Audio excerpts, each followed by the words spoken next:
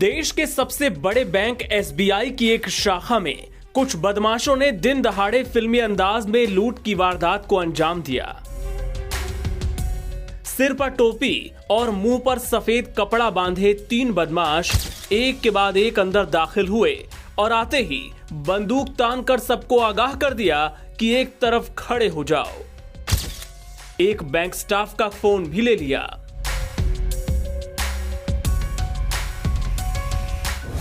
बदमाशों ने जानबूझकर दोपहर का वक्त चुना था जब बैंक में ज्यादा ग्राहक नहीं होते। 3:35 पर जब बदमाश बैंक में लूट के लिए घुसे तब सिर्फ 4 ग्राहक यहां मौजूद थे।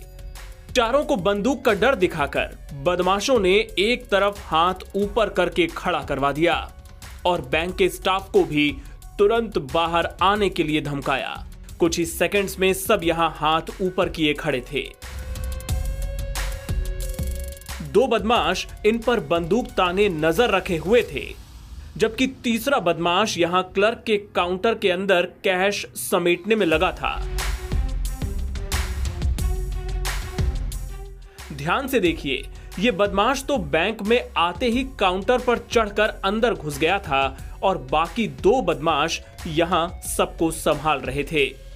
इसी से पता चलता है कि लुटेरे पूरी प्लानिंग से आए थे।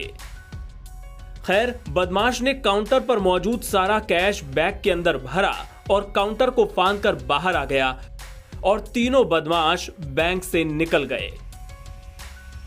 आपको जानकर हैरानी होगी कि ये पूरी वारदात बमुश्किल 1 मिनट के अंदर अंजाम दी गई।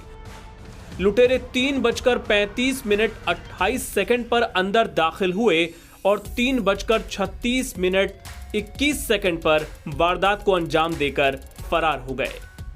बाद में बैंक ने बताया कि बदमाश काउंटर पर मौजूद 5,23,000 रुपए लूट ले गए। बदमाश बाइक से आए थे।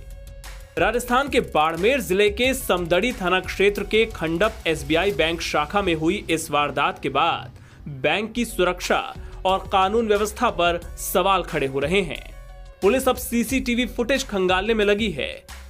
टोपी पहने 2 बदमाश का चेहरा तो पहचान में नहीं आ रहा, पर एक बदमाश जिसने टोपी नहीं लगाई थी उसका चेहरा कुछ समझ आ रहा है। पुलिस अब इसी आधार पर तीनों बदमाशों की सरगर्मी से तलाश में जुट गई है।